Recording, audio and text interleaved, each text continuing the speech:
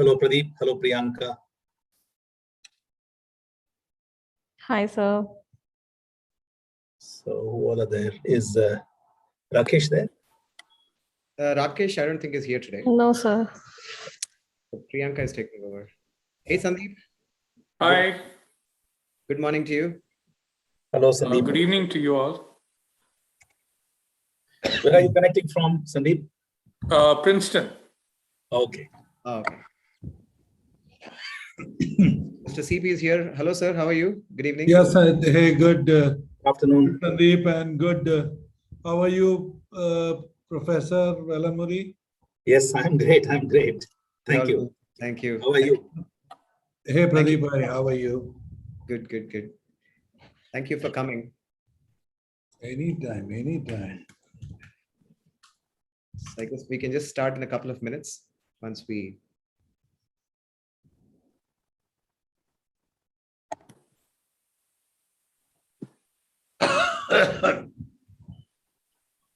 We're waiting for.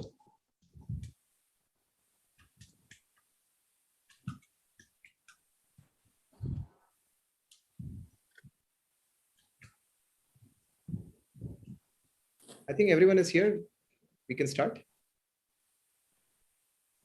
Dilip there? Dilip, Keshu, and Raj Raj. Dilip here? Hey, No, Professor. Dilip joins. Hey, I'll just Professor, ping him. how are you?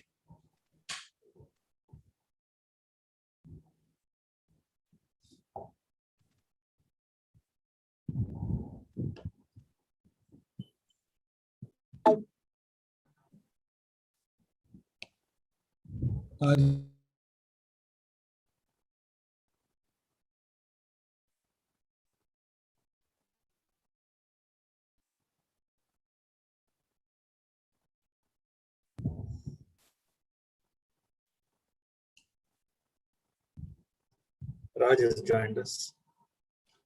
Okay, fantastic. Hi Pradeep. Hi Rama. Hello, Raj. How are you? How are you? Thank you.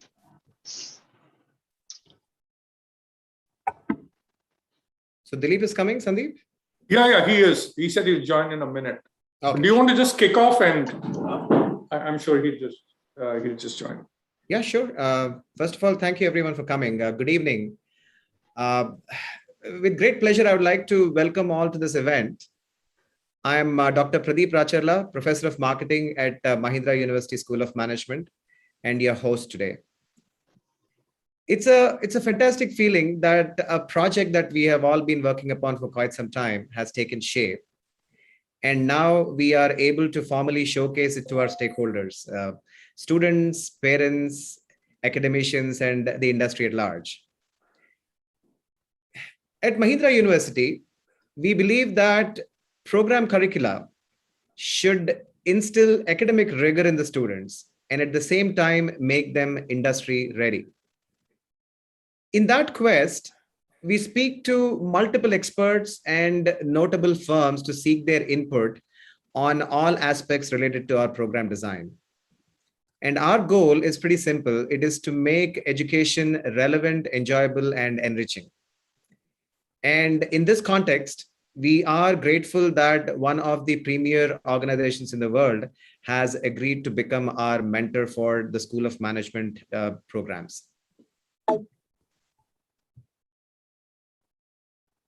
What I would like to first do is introduce the guest of honor to you all, the audience.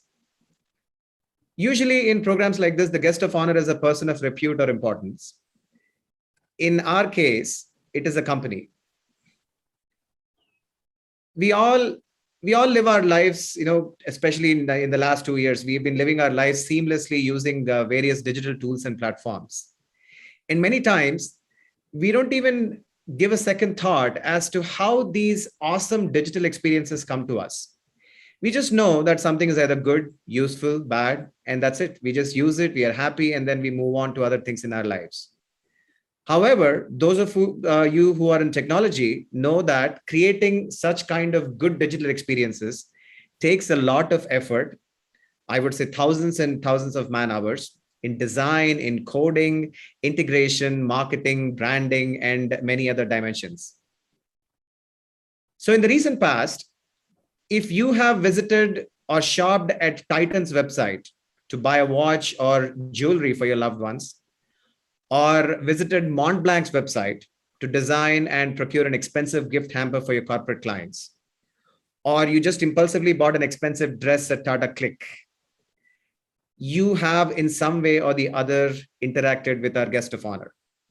Our guest of honor is the company that makes these kinds of digital experiences possible. It gives me immense pleasure to introduce Bond Group, the award-winning digital marketing and experiences firm. Started by a group of experienced technology and marketing professionals in 2011, Bond has grown from strength to strength in a very short time and now considered one of the premium technology firms in this domain. The company has won many awards and recognitions for its work. For example, the SAP APJ Partner Excellence Award in 2020 for customer experience, the 2020 Webby nominee for one of the best shopping websites, Mobile Excellence Award in 2020 for Cartier's Watchmaking Encounters program. And today, Bond, with more than 1,000 employees, operates in multiple countries and works with world-class brands across the world. And we at Mahindra University are grateful that Bond Group has agreed to be our industry partner. We would like to specially thank 4 individuals from Bond. CEO Dilip Keshu, Mr. Prakash Gurumurthy, Managing Director APJ, Mr. Sandeep Kulkarni, President at New York Bond, and Ms. Sally Fields, Director of Operations. We've had multiple discussions with them, sometimes at very odd times, if you think about it, because each one lives in a different part of the world. And we had to disturb them at various times in their day, especially busy schedules. And at the same time, they were incredibly patient. Their insights were incredibly helpful for us to create a cutting-edge program, which we believe will prepare our students to be trailblazers in the digital business world. And we look forward to having a long and fruitful partnership with them. To celebrate the strategic partnership, that is the intent of our program today. We have a brief yet insightful program for you. We would like to first hear from 4 key individuals without whom none of this would be possible. In fact, we wouldn't be here if not for these 4 individuals. I will introduce them to you in a moment. The second half of the program, we have a session for the students and parents and others in the audience. We have a power-packed panel discussion with noted industry experts, some of them from Bond, in trying to understand how digital is transforming industries. And more importantly, given that this kind of transformation is taking place, how companies are seeking specific digital skills in their employees, and what can students do to actually gain these skills. At the end of the panel discussion, if you have any questions or queries regarding the topic, you are more than welcome to ask, and our experts will answer those questions. So without wasting any more time, I would like to first invite our Vice Chancellor, Dr. Raj Qatari, who is in one sentence our driving force, essentially the driving force behind everything that we do at Mahindra University. Dr. Raj, over to you. Thank you, Pradeep. Thank you very, very much. And a very good evening. Hearty welcome to CP, Dilip, Rama, Sandeep, Raj Qatari. Dilip also is there, of course. And I think Dilip made a statement. He said it's Sally Toms and not Sally Fields. So that's why. Sorry. Okay. I apologize. Yeah. But anyway, good evening, ladies and gentlemen. Good evening. I'm delighted to be here. As Martin Luther King way back so succinctly put it, the function of education is to teach one to think intensively, to think critically. Intelligence plus character. That is a true goal. That is the goal of true education. And as we unveil the collaborative relationship, strategic relationship, as my colleague Pradeep put it, of Mahindra University and the Bond Group, Today, in front of our friends, mentors, well-wishers, students, parents, I'd like to reiterate that this is what we aim to achieve. An education that imparts skills, teaches thinking, critical thinking, and helps build character so that each student can positively contribute to society and to the world. It sort of sinks in with the overall vision, mission of Mahindra University. And so what began way back in August of 2014 as a small college of engineering, an institution striving to make a qualitative difference in the way technical education is and was imparted to students in India, we've actually come a long way. We're now talking about a school of management, a school of law, a school of education, all starting off this academic session. And it's today culminated in the School of Management, linking up with our strategic industry partner, the world-renowned Bond Group, to offer courses that should be able to instill an academic rigor in students and make them really, really industry ready. So what will make our relationship stand out? We shall focus on creating digital skills incubation program through a well thought out and curated curriculum designed to train students. With Cornell University so far, we've been talking, and as Pradeep said, we are now latched on to Bond's thoughts and incorporated in the curriculum overall. So in the latest of digital technologies and make students really industry ready, as I said it. Bond will assist the Mahindra University School of Management in curriculum development, faculty training, workshops, training programs with live projects, internships, and of course, student hiring. You must be the change you wish to see the world. Sorry, you must be the change you wish to see in the world, Mahatma Gandhi once said. And we at Mahindra University will endeavor to bring about the change through critical thinking, focus on innovation, and opening up of our students' horizons. Here's to a new beginning and a new era in digital education in the management side. Thank you. Thank you very, very much. Thank you, Dr. Yaj. Thank you so much for your comments. I would like to next invite our Dean, Dr. Rama Velamuri.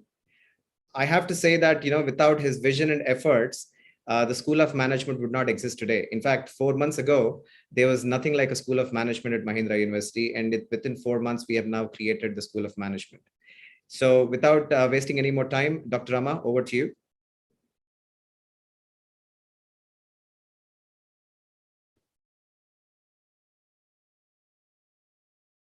Dr. Rama, you're on mute.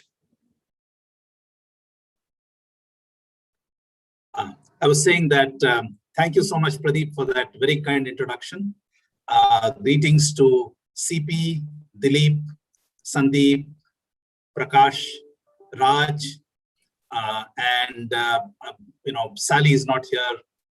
Greetings to Sally also, because she has also helped us tremendously, and of course our Vice Chancellor Yaj Meduri and the entire team at Mahindra University for putting together this event, and for the team from Bonn, for their willingness to support us in this endeavor. I would also like to take this opportunity to welcome the parents and prospective students and enrolled students who are in the audience today. It's my great pleasure that we are sharing this, I would say, path-breaking industry partnership that the Mahindra University School of Management has been fortunate enough to tie up with the Bond Group. I just want to take a couple of minutes to share with you our vision for the school and why we believe that our vision is unique. So basically, we want, the goal of Mahindra University, or the purpose of Mahindra University, is to educate future citizens of and for a better world. And the goal of the School of Management, or the vision of the School of Management, is to become a leading business school in India by developing ethical, innovative, entrepreneurial, culturally aware, and socially conscious managers, leaders, and scholars who will make a contribution to the development of the economy and society. So basically what we're looking for is a strong moral compass, an entrepreneurial mindset, an attitude of inclusivity, the ability to work in teams, the ability to learn continuously, because knowledge is changing very fast now, especially in the technological space and technological astuteness. In other words, we want our graduates to be comfortable operating in an economy that's becoming more and more digitized. One of our, I would say, unique value propositions is that we have a very deep partnership with Cornell University, which we have announced through an event in May. But I would say that what is unique about Mahindra University School of Management's offering, educational offering, is that we offer a blend of business and economics content with technological content. So our graduates, when they are studying a BA in economics and finance, or a BBA with a specialization in digital technologies, or a BBA in computational business analytics, they are without a doubt going to have a very strong foundation in business and economics. So we have a very rigorous curriculum in the different functional areas of business and also in integrative areas such as strategy and entrepreneurship.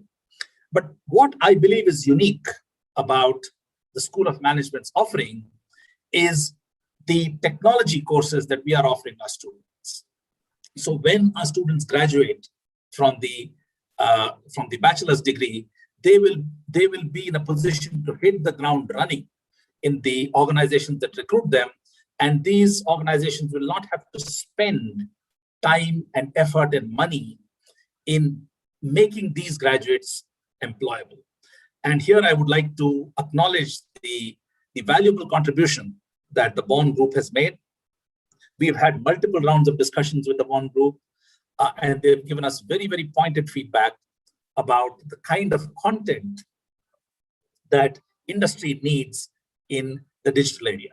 So just a quick rundown of the courses that we are offering for example, in the BBA in digital technologies would be basics of computers and computing, database management systems with SQL, online advertising, search, SEO, SEM, web analytics, digital marketing and social media engagement, management information systems, principles of e-commerce and marketplaces, programming with Python, data warehousing, business intelligence and visualization with Tableau, UI and UX design principles, marketing and finance analytics with data mining, connected technologies, Internet of Things, cloud and privacy, email marketing, A/B testing, experimentation, social listening and sentiment analysis tools, and customer relationship management.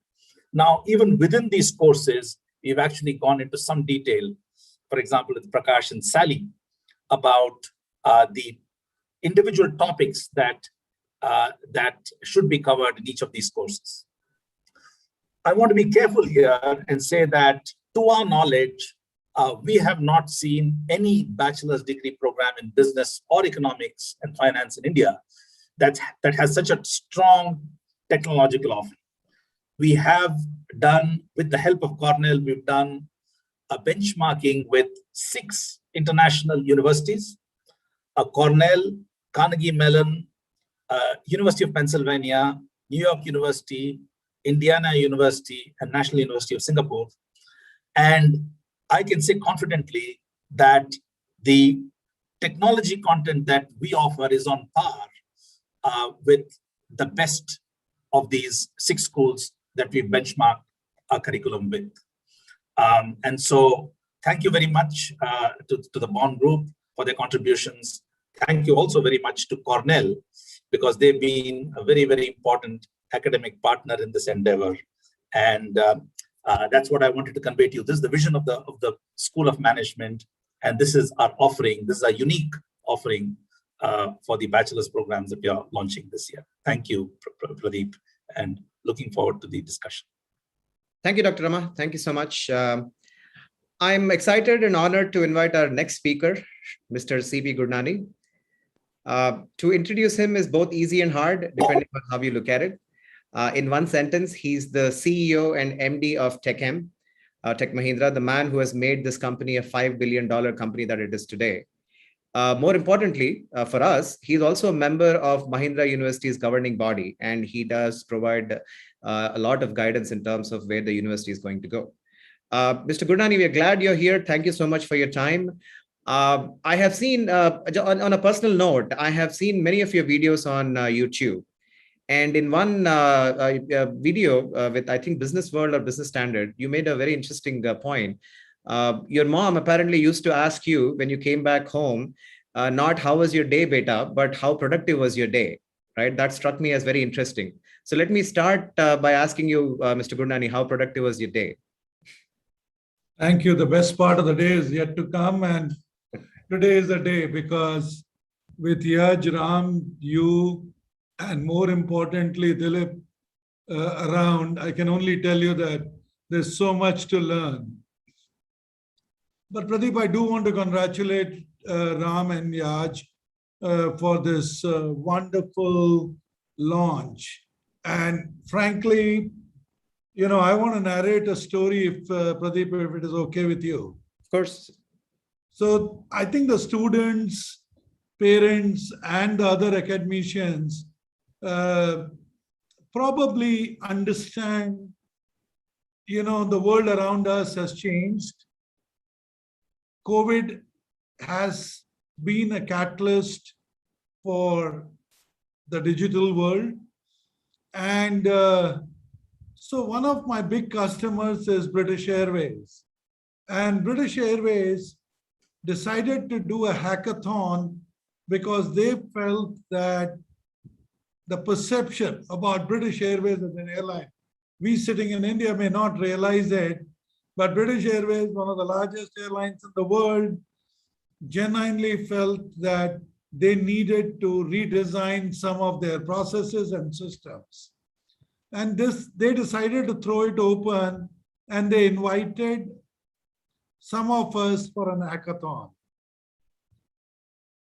The best part is that many of you would treat it as just as a technological exercise.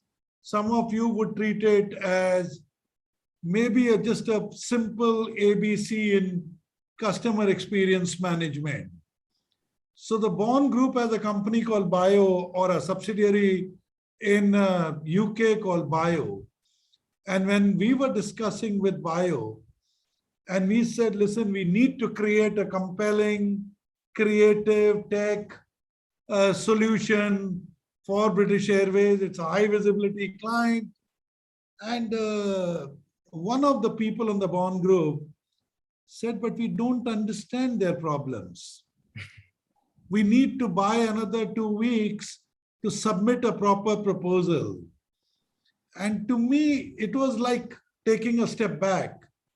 But the words again he used was, how can we give a solution to human experience management, customer experience management, without learning what that experience is?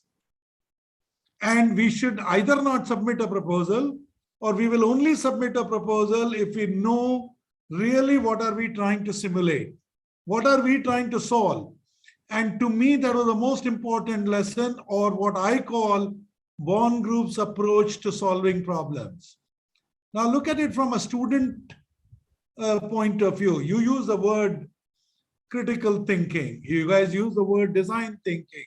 You guys use the word, you know, collaboration with Cornell University.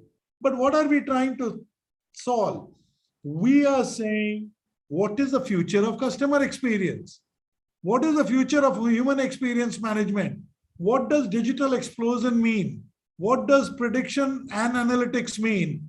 And I can only tell you that I learned so much from Dilip Keshu and his team, that the students of Mahindra University School of Management will be blessed, because if I can learn and I can benefit from that experience, and I just shared the British Airways experience of how they helped me go creative by understanding and simulating, I can only say we are lucky that we have Bond on our side. Thank you, Mr. CP. Thank you so much. We also agree that we are just lucky that Bond is on our side, and we are excited to work with them. And on that note, since you mentioned Dilip, it's my pleasure to invite Mr. Dilip Keshu, the CEO of Bond Group. Briefly, Mr. Keshu is an entrepreneur CEO who started his journey in aeronautical engineering, but then subsequently went on to found founded and helmed so many technology companies all over the world before arriving at Bond. Dilip is an author of 3 books: The Race, The Land of the Free, Home of the Brave, and The 9 Dots. The last book is about young professionals and entrepreneurs. We've had so much fun discussing these things with Dilip, and probably we'll discuss these books with him as well. Dilip calls himself an introvert, although we did not get that exact feeling when we talked to him. And he has a very interesting statement on his LinkedIn page. He says, "I love humans and cats so that I can be approached." Dilip, maybe you want to explain that before your comments, please. Thank you for inviting me, and I hope I'm coming through loud and clear. Yes. I'd first like to thank all of you for inviting Bond to this forum. I'm very grateful for it. But a special thanks to CP. I wake up every morning at 4 o'clock and I go through the day, and I get a lot of stress and problems to solve. So it's always nice to show up on a call where someone says nice things about you. And CP has never said a bad word ever. So I'm hoping that every day I hear his voice saying good things about me. So that's what I'm grateful. Look, I'm very honored to be part of this. My father used to quote a famous artist, Leonardo da Vinci, who said, "Poor is the pupil who does not surpass his master." And he was always telling me that, I always look up to my dad. He was the managing director of a large company in India called Hindustan Aeronautics. He didn't have a penny to his name because he was an honest government employee. And I would always think, how do I surpass my dad? And he would say this to me and my brother all the time, that you'll be poor if you don't surpass me. And in education schools, we all go there to learn.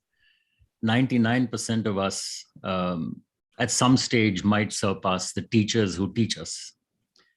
And so if Bond is at the pinnacle of the world stage in terms of its work, and we teach all of you on this forum, imagine how good you're going to be when you surpass us.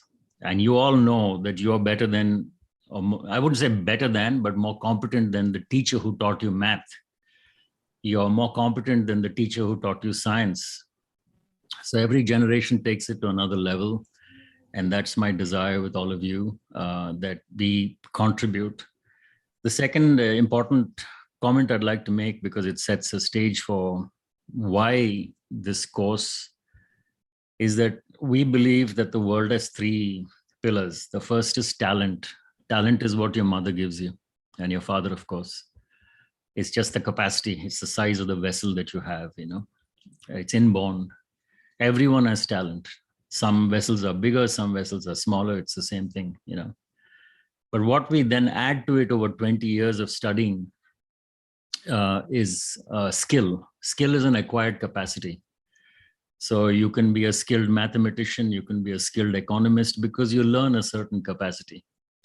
But in life, it's neither talent nor skill that actually gets you ahead. It's the third piece, and that is called competence. So 2 people can be skilled, like there can be 2 CEOs who are both skilled, but one is more competent. And that is the effect of context and behavior. And that's very important, because you learn how to be competent. You got all the skill, but how do you react to circumstance and appropriately? And that's what makes you different. What Mahindra University is doing with Bond is to make you competent. We don't teach anything theoretical, because that any school can teach you. We will come in with real life examples and tell you that though you've all learned digital marketing, though all of you know SEO, in this particular context, it won't work because it didn't work for these 3 clients.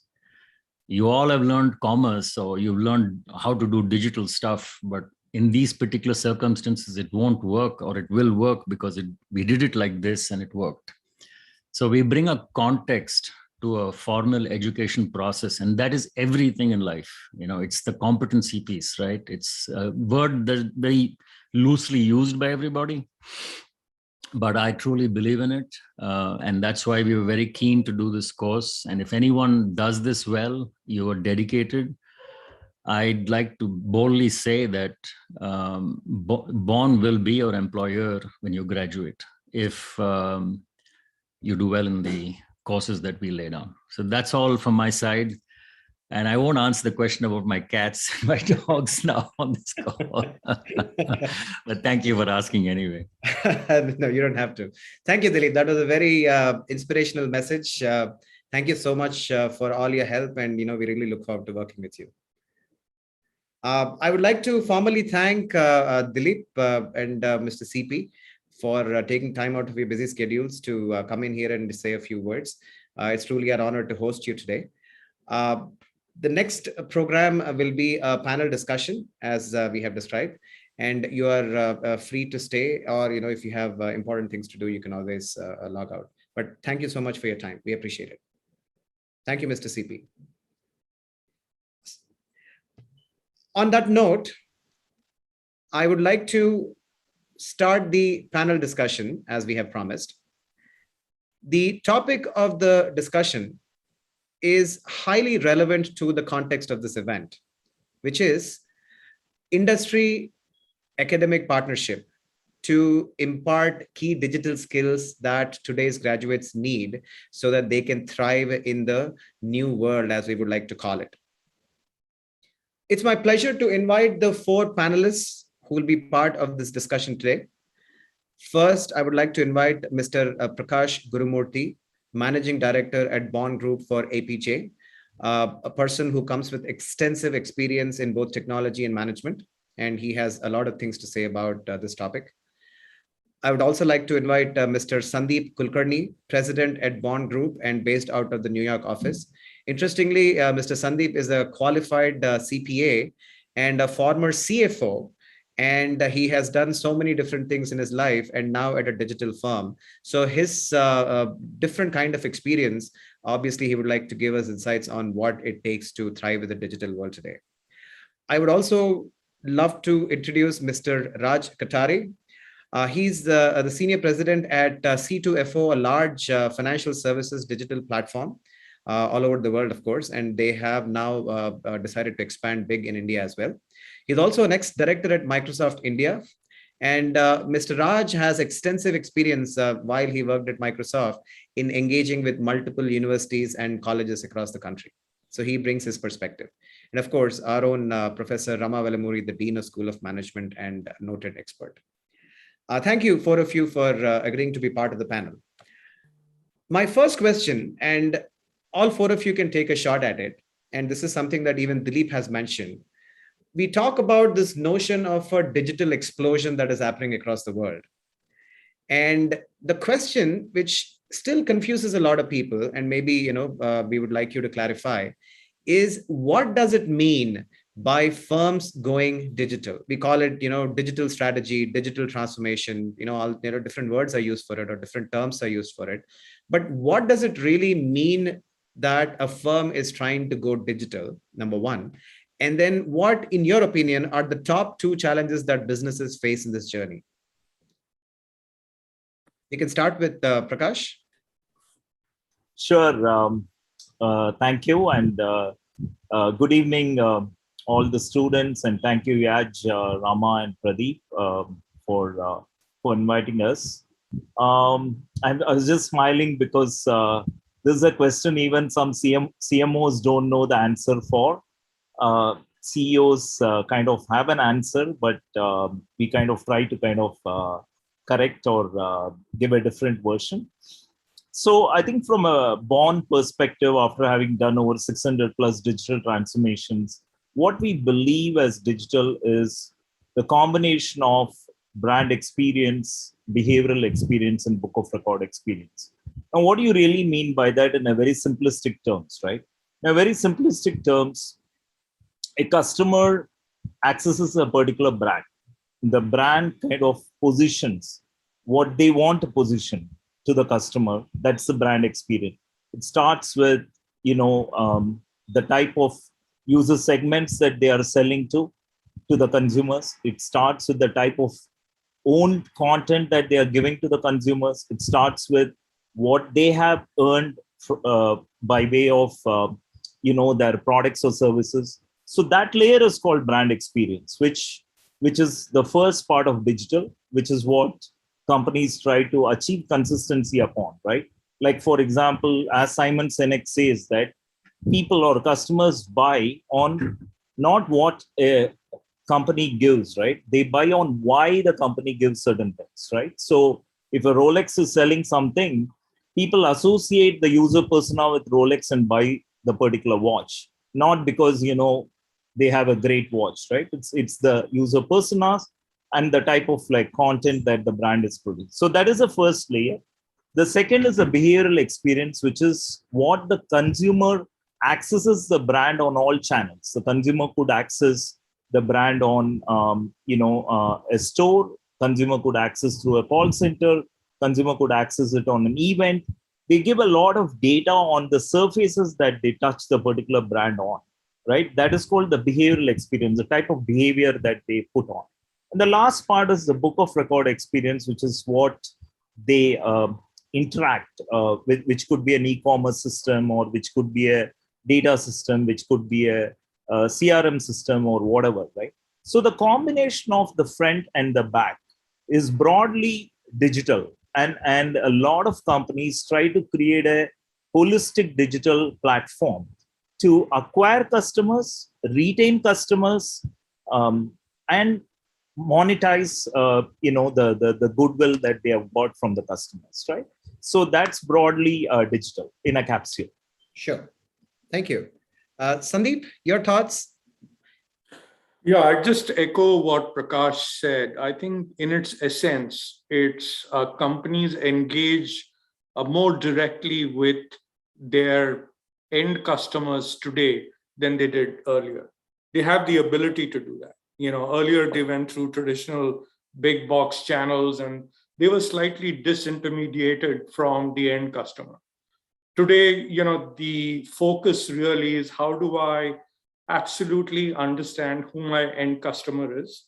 And, the challenge right now, we spoke about challenge, is really how do you harness data in this digital journey, and how do you keep that data secure? But today, most companies are striving to know each and every individual customer extremely well through a hyper personalization. That's, they talk about the golden record, right, where you have all the information you need about who your customer is. Oh, thank you. Just a follow-up question. I personally worked with a lot of digital people in my lifetime as an academic and a consultant. They don't seem to like CFOs. Any particular reason? Any particular reason why? Do you ask different questions than a typical marketer or a CEO? Well, I don't know. I think both Dilip and Prakash have liked me over the last 8 years. I think I'm a very likable person. So I'm not sure that CFOs are not liked. Just kidding. Pradeep, we used to have an internal joke in Bond, right? So Sandeep was earlier the CFO and we had a finance controller. So Right. all regional finance controllers. So we always used to say the regional finance controllers will start with a no and end up with a no. But if you go to Sandeep, he will start with a no and he will end up with a yes. Okay. So, I think that's a much more agreeable journey, right? I have an explanation as to why CFOs are sometimes liked. Okay. Like Sandeep said, we all love him. Yes, It's Dilip, very please go for it. simple. He's told us early in the journey that if we don't like him, he won't pay our salaries. So it's a very simple explanation as to why we like him. It's called pay to play. Pay to play. Wow, fantastic. Sorry. Raj, over to you. You have had extensive experience, because of your various stints as a CIO of Nagarjuna, if I remember correctly, and a large fertilizer company. And then you were in Microsoft for a very long time at senior positions, and now you're at the, helming a financial services firm. And you have played digital for a very long time. What is your perspective on this? Yeah, well, Let me just quickly comment on the previous questions, right, about the CFO part. I personally love the CFO because while ideas and everything is fantastic, I think that community is the one who can potentially give you the hands and legs and the wheels required to put things into motion. I guess it all starts with, do we have the right case? But anyway, long story short, I really love that community. I've actually had great time, them enabling us and pushing us more than otherwise. Maybe I got fortunate. So back to your question, right? Yeah, I mean, I fairly think about it in the way Prakash and Sandeep talked about it. Maybe the only additional thing I would put in perspective is, doesn't matter in which sector or in which segment of an experience do we put things in. It's not just in terms of outreach from a company into many consumers or customers. And yeah, there are many other things, but you could also have many digital experiences within an organization on enabling and changing things the way you do from the past to the new. So digital's everywhere, it cuts across. I think the way I think about it is, it's leverage of complementing technology and systems, which are bringing a very enhanced experience to your end audience. Let them be internal, let them be external. Wherever that touch point is, we are drastically trying to change that entire experience. While the experience is fairly enhanced, we're also looking at drastically simplifying and transforming the outcomes out of it. So I think that's the way I would call digital in over and above what we've heard. Okay. And then if you were to articulate 2 challenges in your belief that companies face as they transition into this journey, the whole digital transformation, as we would like to call it. My experience of digital has, it started when I was a CIO at Nagarjuna Group. When I was with Microsoft for 12 years, I've seen it in endless number of customer conversations talking about what does it take to go digital, right? And the most default thinking a lot of people perceive is, all right, here's the problem. Let's bring a technology which is going to solve this problem. Yeah, I think the answer is true to some degree, but not in its entirety. My learning is you actually go a few clicks in.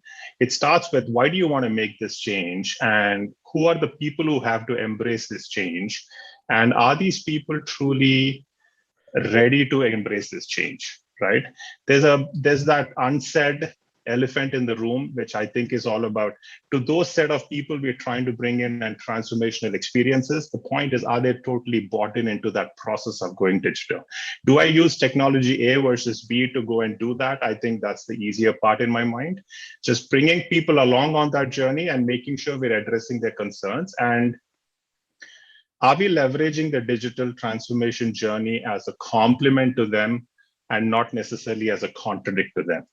I think those are key questions which always come to me, which I think are the big challenges. If we sort them out, I think the rest could be, maybe that's 80-90% of the challenge, and the rest could be a lot different and easier. Thank you. Dr. Rama, I would like to ask a slightly modified version of this. You have worked all over the world, Europe, China, of course, India, US. And you have, as an expert in entrepreneurship, have interfaced with many entrepreneurs in small and medium-sized businesses across the world as well, including, again, China, Europe, and all those. Do they also struggle the same way that big companies do when it comes to transforming digitally? What is your perspective on that? And what kind of challenges do they face? I think startups, in my experience, have faced less of a challenge perhaps because the startups that I've dealt with have been more startups that were founded by highly educated, youngsters with strong technology skills. So there, I have not seen a great gap in terms of competences, as Dilip was referring to, in digitizing their own organizations. Where I do see a big gap is, or a big challenge, is in mid-sized companies and large companies that are not in the core technology business. So when I say a core technology business, take a company like Microsoft or Tech Mahindra or Google. So these are organizations that are thinking and dreaming and sleeping technology, right? And they have very, very advanced people with very advanced technology skills that surround them all the time. But if you look at traditional industries, manufacturing industries or even service industries, I think the biggest challenge is for the top leadership to realize that the world is actually changing very fast, that their own customers are engaging very differently with suppliers, that their employees want to engage very differently with their organizations, that there is scope for tremendous, improvement in efficiencies in supply chain management through the adoption of digital technologies. So these are, some of the things that the leadership of the organizations who are more or less are in my age group, they struggle to even, they are not sensitized to what's the space of change that's taking place. And they're not sensitized to the implications for their business, right? It's very easy for them to think that this applies to the technology industries and not to them. But we know, right? We know in academia, we know, the people who are attending this seminar, because they are in core technology areas, they know that there is no industry that has been left untouched. There is no function that has been left untouched. I was smiling when you referred to Sandeep's background as a CFO, and then now in the digital, in a digital services firm. My brother is an auditor, and when I told him that, we are launching a program, with a blend of business and technology, he sent me a thick report, which was published by one of these leading certified internal auditor institute or something like that.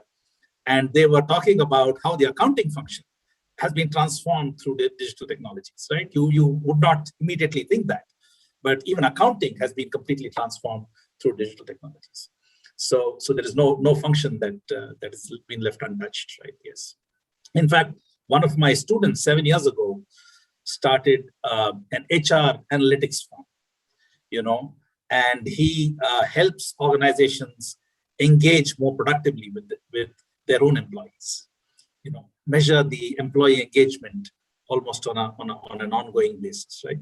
So these are some things that youngsters have no problem in understanding, but I think mid-sized companies and large companies, especially from traditional industries, they struggle with this. Okay, thank you so much. You have mentioned that point, so let me take that angle. If you look at this digital journey at so many companies and how companies have gone through it, some of them have failed. I would say many have failed, and some of them have succeeded.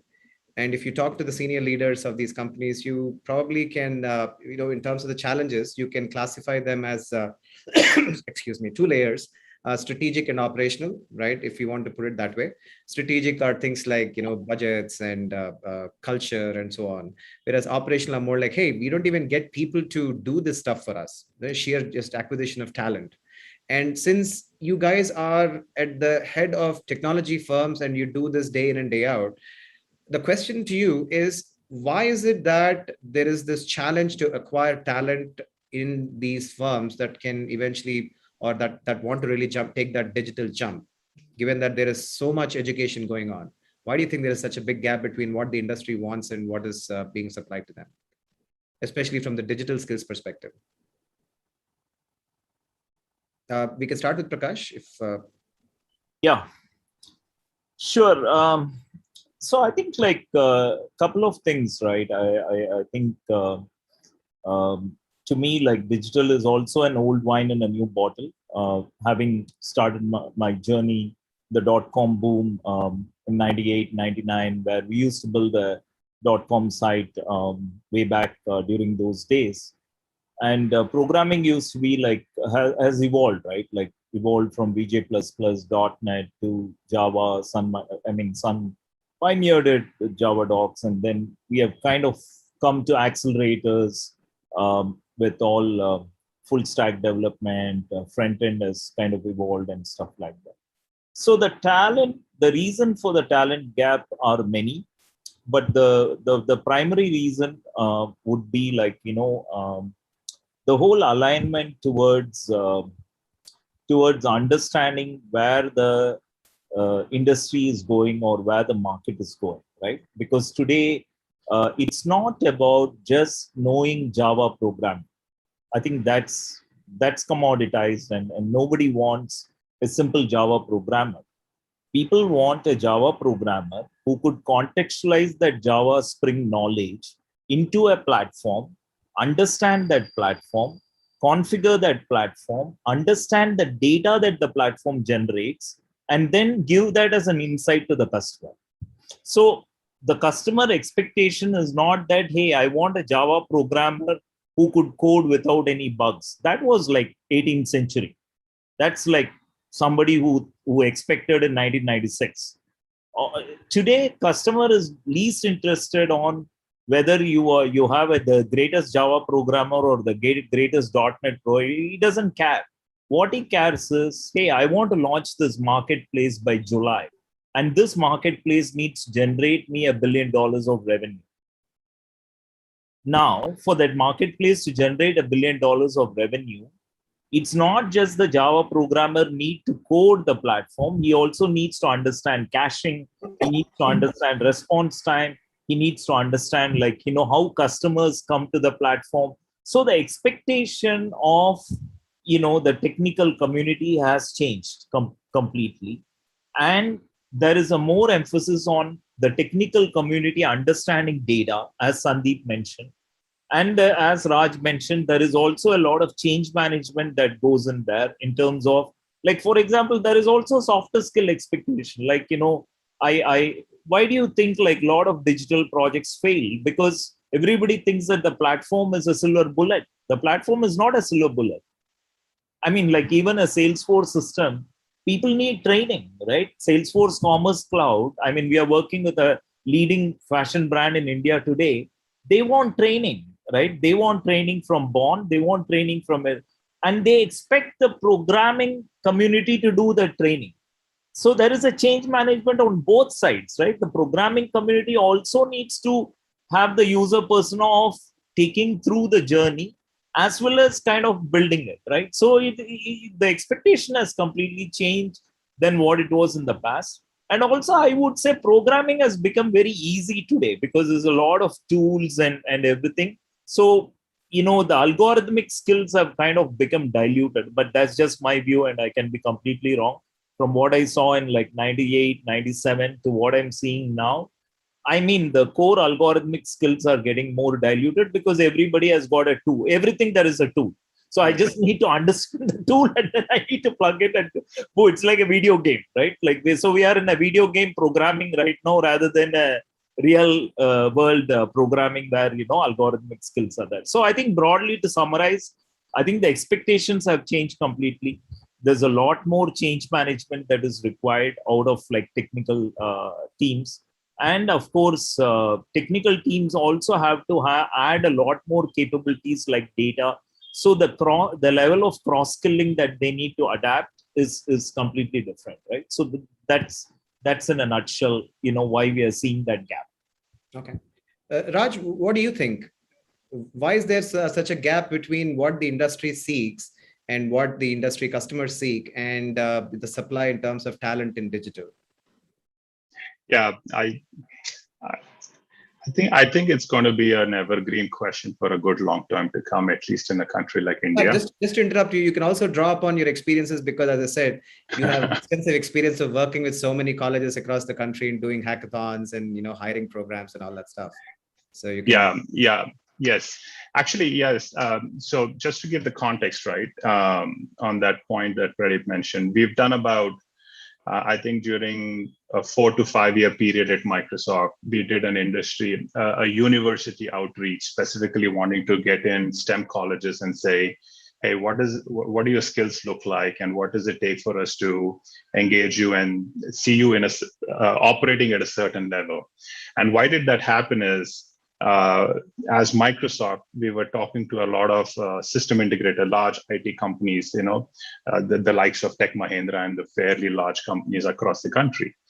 And we are like, okay, what's stopping us from doing business at the pace and the speed at which we want? And the most common feedback we heard is we are not able to fuel that whole change and pace by getting the right talent, skilled and qualified. I think that's the right word. Are they qualified enough? We're getting enough heads, but they're just not qualified enough. And there's a lot of engineers and a lot of graduates coming out of India, but they're not necessarily meeting that threshold. That's what actually caused us to go back into universities and say, what can we do to help? And is there a way we can bridge the gap between the supply and the demand? I think in all of those engagements, the most common thing, it actually comes down to maybe 2 points, right? One is, you ask an average graduate, and I'm like, okay, just tell me what you do and tell me what are you good at, right? They'll probably give you a few things, and you turn around and say, I don't think I quite get what's the context of how I can apply this. Now, where am I going with this is, how are your soft skills? Are you able to talk about what you've done, how you've applied what you've learned? Are you able to, you may know a bit of coding in a very good way, but can I put you in 5 or 10 people groups and think about you being able to communicate and collaborate efficiently? I'd probably see out of the box why this person is going to be deeply challenged. They probably shy away. And I'm like, yeah, I get it, you can code, but even before you can code, the first thing I want you to do is be able to talk to your team members, because you're not going to be able to pull this off alone, right? It comes down to that fundamental soft skills. So that's one gap. I think we've seen a lot of people underestimate the requirement of soft skills. They think they can talk English and they can speak some language and they're sorted. Yeah, that's good to some extent, but I think they need to think about these working in a team environment, collaborating, communicating, very, very fundamental skills. So the second aspect is coming on to the technical aspect. And this is where I'll kind of have a bit of a flavor of what Prakash is saying, right? The way I say it is, I'm interested in the outcome, and you're going to tell me every single thing you did between here and the moon to do, I call them as activities. You've done so many activities, I really can't stitch a story together and say, so what about it? Can you really tell me how does this impact my business, or how does this impact an outcome I want? Can you talk to me about the outcome versus how great of a coder you are? Like example, you may be a great coder. Do you have an ability to put together a data visualization which is intuitive enough for people to understand? Otherwise, your coding skills are not going to make sense. So along with your coding skills, do you need coding? Absolutely. And take a product or a technology of your choice and you learn it. But if you're not complementing it with the right data visualization thinking, right? Hey, here are my set of stakeholders. Here is how I think they understand information. Can I present it in that way that it's going to create an outcome? It's going to create an impact instead of just being an activity. So I think these are the elements of soft skills, technical skills, which tend to be the larger gaps. I want to offer a possible solution. I don't think it's a silver bullet, but we've seen this solve a reasonable percentage of kids when we were engaging is, we kind of said, all right, can you force yourself to do two things? One, you certify. You select an area of choice. Okay, I love data, or I love product, I love coding. You select what gives you the kick in life and where you think you have higher motivation and skills, and then go find a way to certify what's the platinum threshold in that area of specialization, right? That's the first thing we would give as an input. The second thing is, can you, through your project work, your internships, and anything else, get some real-time exposure of talking to a few people who could coach you and tell you, well, you've got the technical skills now, you could make this slight adjustments in the way you interact with those skills with the people around you and make it meaningful so that you're going to create impact or outcome versus just activities. So I'll sum it up.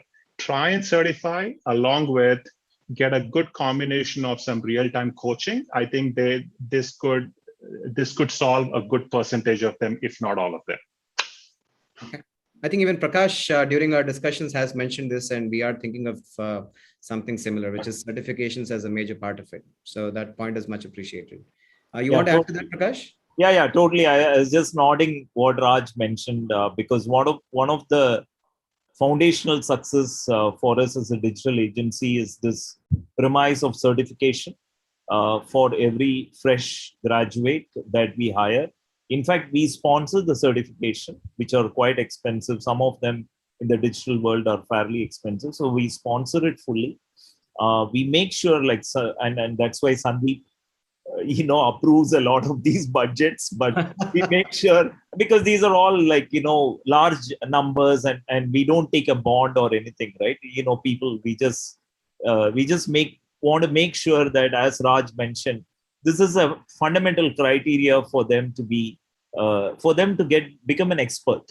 So once they become an expert, then with the real life project, I think they kind of can onboard. And I totally agree with Raj. I think it's really foundational, according to us. Yeah. Okay, thank you. Sandeep, you had some points, right? You wanted to add? Yeah, Sandeep, please. I was about to. Yeah, no, I think just to add on to what Prakash and Raj have said, I think one thing which is important is the rate of change of technology is so fast that everyone has to be very focused on continuous learning, right? Because I think people become obsolete possibly in 3 to 4 years in today's world. So unless one is continuously learning and continuously reading and keeping abreast of what is happening, I think obsolescence rates are extremely high. So that could be another reason for this gap between demand and supply for talent. Okay, thank you. Just a quick follow-up question, because we in our profession meet a lot of parents, and even if, let's say, we are not professors, we do meet a lot of parents of prospective students, and they're always thinking about their kids' careers. And today we have helicopter parents who are constantly thinking much more about their kids' education, right? So one of the questions that we get, and I personally get a lot, given that I do have some background in digital, is I think most parents today appreciate the fact that the future is digital. So they want their kids to have some or the other form of digital knowledge, right? But at the same time, they are confused in terms of, okay, should we send them into engineering with computer science or something similar? Or, should we put them in business where technology may not be the real choice in terms of what the students can do? And I've seen many parents grapple with this question, and that leads to eventually, one of the two outcomes. One is they'll say, oh, to hell with it, and then, do the other. Or they'll push students into the engineering stream, even though the student may not be personally interested in the engineering stream, especially computer science or something similar.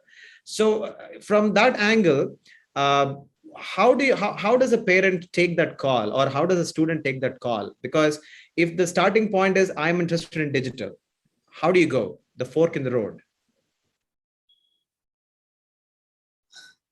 Yeah, let me start this, because I have a personal episode here. Okay. So I think couple of things, right? And I tell this to all the engineering students who I address regularly. I remember I'm a 91-95 batch student from BITS planning. I remember in 91, I had a professor of computer science in BITS planning by name, Professor KRV Subramanian, who actually told me in 91 that the future is computer science. And he told me that I should do well in Unix, C, and C++. We used to have line number programming at that time.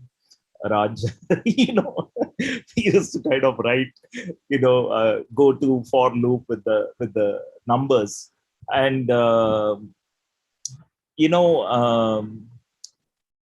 I kind of understood programming, but I figured in 91 that I'm not going to be excellent at it.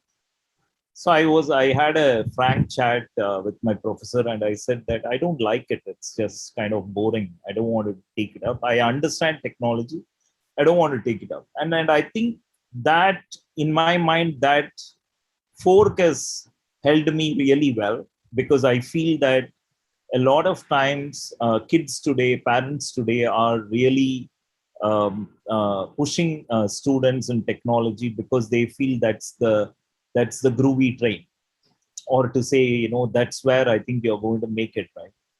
I personally believe that if you have to be a programmer, or if you have to be in technology, you got to be really good at it. I mean, don't be an average technologist and try to be in the system, because It's just kind of like you won't get that satisfaction. You're not going to be up in the ladder, right? If you're really good, be good at it. Otherwise, you can be in the technology space, but on the other parts, so there are many areas in the digital ecosystem, right? Like you can do digital marketing, you can do content, you could do data, you could be even a consumer insights person. We recently won a deal with the largest fashion brand in India because I took a role of a consumer while pitching for the customer. I said, I shop with your brand 4 times, and these are my observations. I'm not a technologist. I'm not a sales guy. I don't want you to give me the project, but I'm a consumer. I'm telling you as a consumer my observations. And that led me a large deal in India because sometimes, customers like somebody to give a critical observation of their brand and where they are going, how consumers perceive and what they. So students need not be bogged down by the fact that they need to do coding, or parents need not be bogged down by the fact that they need to pick up technology. They need to have a macro understanding of technology. They need to know, okay, the components of technology. They don't need to go at a micro level. That macro level is good enough, right? What happens, like what's a client server architecture, what's a 3-tier, basic understanding. You don't need to be a technologist for that. You just need to understand like how something operates, or how does Amazon make money. A lot of people don't even know that, right? Let me ask, how does Google make money to an MBA student? It's a very granular question, right? I need a specific answer for it. How does Google make money, and what are the components of their, and it's all public. It's there in public. But you need to understand what is page rank for it. You need to understand what is an AdWords for it. You need to understand the advertising automation for it. How does it work, right? How does SEO work? So these don't require a degree or anything. It just requires practical intelligence, understanding of digital technologies, understanding how Google monetized digital technologies, or how Amazon monetized digital technology, or how Dell pioneered the concept of, CPQ in the market, right? So I would say, to summarize, to parents and all the kids, the fork is very clear. It's like, what can you be the number one? Right? Like somebody might be great in content. Somebody can write beautiful copy, right? That person can do digital work in content. Somebody can look at data and create insights very well. That person can be a great digital marketing strategist. Somebody is very comfortable with tools. I mean, they can figure out tools just like that, right? So that person can be very good with platforms. So there are multiple areas that the person can align with, because now in digital, the area is big, right? Somebody can even be in blockchain, somebody can be in cyber security, somebody can be in IoT. So the landscape is quite vast. It need not be that the parents should push their kids to do programming. That's the point. That's the message I'm trying to say. Granted, you need to push kids for programming, provided they have a natural flair for programming, provided they like programming, provided they love programming, they enjoy it, they really kind of love it, right? So that's I know I'm giving a non-diplomatic answer here, but I would say that's the essence of it, right? You need to find the sweet spot and then go with that sweet spot, because that kind of makes it up for it, right? And that's what even Elon Musk or Google is saying today, right? Where they are saying, we don't want somebody to even finish a graduate degree, right? It's okay, right? You just need to tell us what you're good at, and then we will kind of take you through it, right? Ultimately, I think that's the key for figuring out what area you should be taking up in. But never take an area that you're not the number one. Okay. I mean, not today, but over a period of time. You got to get there, right? You should have a comfort feeling. When you will be number one? When you like it. Sure. Thank you. Raj, Sandeep, your thoughts? How do parents and kids navigate this fork, given that you both look at technology from wildly different backgrounds? What is your answer? I would agree with Prakash. I think one has to be passionate about what one does, right? Because we spend so much of our lives working, and it's important that we are happy and fulfilled with what we do. I just want to balance it a little bit because my son, I'm an Indian parent, and my son's passion is stand up. So as a good Indian parent, I forced him to do computer science, and now he does stand up. Okay. So, I guess it's important really to have one, to be do something which you're passionate about. But just from a practical perspective, it's good to have a base as a fallback, especially when you're getting into the arts or something of that sort. Okay. Raj, your thoughts? Yeah, I'm mindful. I'm going through these experiences at home. My kid's 15 and he's around the corner, and these conversations have started at home, to be honest. But fortunate to him, which I'm not sure he understands, hopefully he'll get to know when he's later, is we give him that you go figure where you think you're going to be happy, right? I think that's at least as parents, that's the number one thing for us, which we think is the most important thing. I met a lot of students as part of our Microsoft outreach. I just asked them this thing: are you happy? I've had a few people who said, I want to be digital, and hence I need to do this deep technical aspect. Well, I said, okay, that's a good point. Digital in what? Marketing and consumer experience, people experiences? Or are you getting digital in data stuff? Are you getting digital in actually going and doing some coding? By the way, you could do some very advanced code. In today, a lot of the startups, the latest thing is no code, low code, right? You've got very low, and these are automated tools. You just have to drag and drop. And the point is, are you doing it intuitively enough?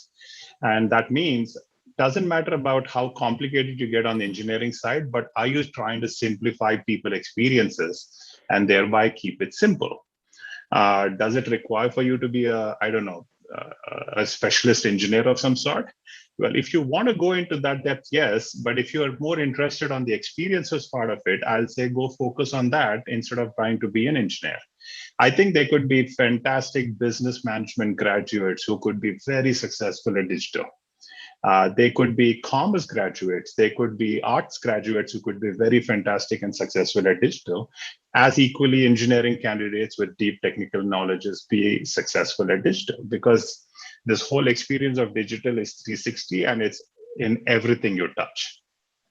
So long answer, but I think to net it off, I'll say, figure out an area which is the most natural and you think you're going to be really good at doing it. I think like Prakash says, can you be number one at it? That means you really love it. Go pursue it. And it doesn't matter if engineering is in the mix or not, you'll still be successful. Okay, thank you. Thank you so much.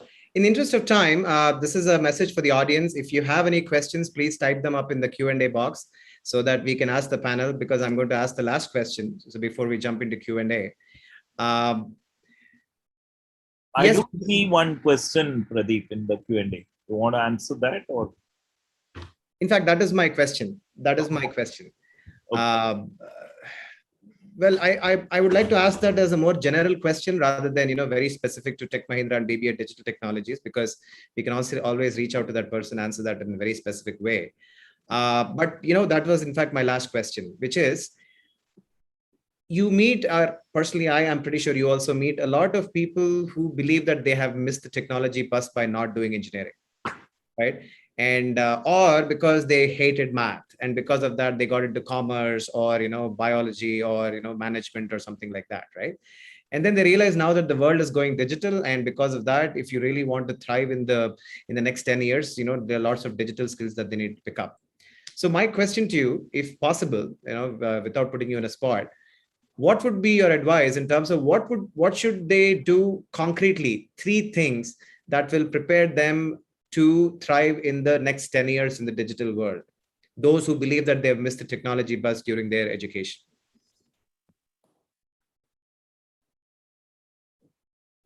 I would just give two things here, Pradeep, right? I'll give my personal experience too, right? I'm a commerce graduate, but I've made a career in being digital for the last 20 plus years of everything I've done.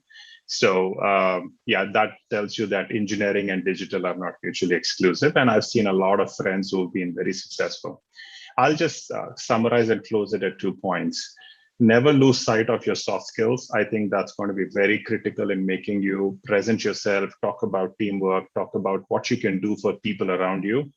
And 2 is, if you want to go digital, find that area of specialization and certify, because it forces you to be, if not the best, but it forces you to get through that opening gate, which is a bare minimum requirement for you to perform at the acceptable standard in that space. So I think that's an easy cheat sheet of sort, right? So soft skills and find that area of specialization and just go certify the hell out of it. That's going to help you getting out of the door. It's not going to be for your lifetime, but it'll get you started. And then your continuous learning will take you ahead. Okay, fantastic. Prakash, Sandeep? Yeah. Sandeep, okay. I'll Go ahead, just Prakash. yeah. So I think I agree with Raj. I think in addition to what Raj mentioned, I would like to emphasize on 3 aspects in digital. Observation and connecting the dots, right? I would request all of you to observe and connect the dots as a consumer, because at the end of the day, digital is all about observation, right? How do you kind of observe what's happening around you? How do you use it? Because you are a digital consumer. You are consuming 100% of digital stuff. How are you consuming Netflix? How are you buying certain things? What pushes you to buy something? Why do you like something? So observe from your perspective, observe from your peer group perspective. So observe and connect the dots. I think that's a very, very important skill, because that will give you insights which usually brands don't have, right? And when you go to a brand, you can actually talk about why do you like this, right? So that's very important. And for a BBA graduate, the second important thing is, it doesn't matter whether you're an engineering graduate or whether you're a tech background or a arts background. It doesn't matter. But what matters is, how do companies monetize? That's the second important skill that you should ask. How does a storage company monetize? How does Oracle make money? How does a database company make money? So you should know the ecosystem where there should be about 20 companies. You should know how do they make money, right? What is their path to money? And a lot of it is in public domain. Like you just read annual report or a quarterly report of let's say Microsoft. You will know how much they made money with cloud business. You'll be amazed, right? In cloud business, Microsoft is making so much of money, or AWS is making so much of money. So you can correlate, and it goes back to my first point, which is connecting the dots. And for that, you don't need to know many things. You just need to kind of observe, connect the dots, and kind of understand how a company makes money. And the third thing is, of course, as you kind of do 1 and 2, like the sunflower analogy or the Fibonacci series, you will get that 1 + 1 is equal to 2 + 1 is equal to, the series concept, right? You just need to know what is your 1 and 1, so that you can add it up and then join a company and then increment that by, like a Fibonacci series. So think like a Fibonacci series person, and you just need that first 1. Once you get that 1, then you keep adding like a series, person, right?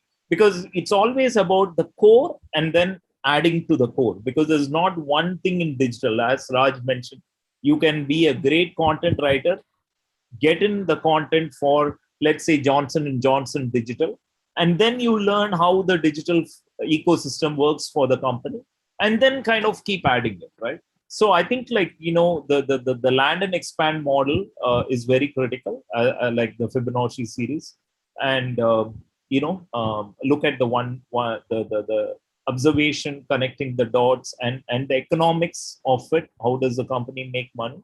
and then the core and adjacent skills. Fantastic. Sandeep, and then I'll give the last word to Dr. Rama. No, I think, Raj and Prakash have covered it all. I think digital embraces everything that we do today. So, whatever you start with, you will anyway encounter the digital environment. And I guess, as Prakash said, just delve into it. But it's not just restricted to coding anymore today, right? It's very far-reaching, broad.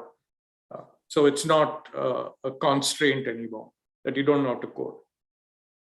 Okay, fantastic. Dr. Rama, your experience of working with so many people across the world, the same question, but from your flavor. So the question is, how if you are have missed the boat, how are people who think they have missed the technology bus coping and learning to get into digital? Yeah, as Raj and Prakash have pointed out, I mean, many of my students, have done exceptionally well in technology businesses, in spite of not having a technology background. In fact, one of my classmates who studied BCom with me went on to register more than 50 patents. So nothing is impossible, right? So I think the basic thing I would say is that if you have the passion, go for it. And you need to understand that you need to continuously upgrade your knowledge and skills, and certifications is a good way to do it. But there are certain baseline skills that apply, in any context. And those are, good communication skills, good critical thinking skills, and good problem solving skills, right? So those are, I think Raj mentioned soft skills, right? So these are skills that apply in all contexts, whether it's technology or not technology. But then, if you're passionate about technology and you feel that you, for some reason, did not study engineering or whatever, you can always, today it's so easy, right, to get certifications. For example, my daughter studied BA in economics, but then she is working for a unicorn, that competes with Airbnb. It's a company called Sonder. And she became interested, through her own work in technology. And she's doing a certification in UI UX. So this is something that is going to happen all the time, right? Even if you have an engineering degree, you have to continuously upgrade your skills and acquire these certifications. Thank you. Any questions from the audience? Our panelists are more than happy to answer your questions. Big questions, small questions, anything goes.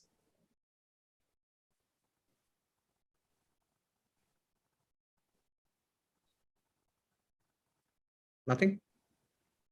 Okay. First of all, let me formally thank everybody who is here. We really appreciate your time. And of course, special thanks to Dilip, CP, and the panelists, Sandeep, Prakash, and Raj. Thank you so much for your time. Thank you so much for your insights. And people who are watching this, and of course, who will watch this recording of this video, will now have a very clear perspective on how to thrive in the digital world. Doesn't matter which angle you approach it from, either technological background or non-technological background. And that is exactly the kind of scenario that we want to create at Mahindra University School of Management. So we really hope that we will have a fun time working with you and learn a lot more in terms of how to train our students and make them ready for the digital world. So with that in mind, I would like to thank everyone, including our Vice Chancellor and Dean, for being here. And we look forward to talking to you again. Thank you so much for your time. Thank you. Thank you, Pradeep. Good night, everyone. Thank you, Pradeep. Thank you, Dr. Rama. Thank you. Prakash. Hi, Sandeep. Take care. Bye-bye. Bye. Raj. Thank you, Pradeep. Bye, Thank Raj. Bye. Bye, Ram. Ritika, we will respond to you. The specific questions, we will respond to you.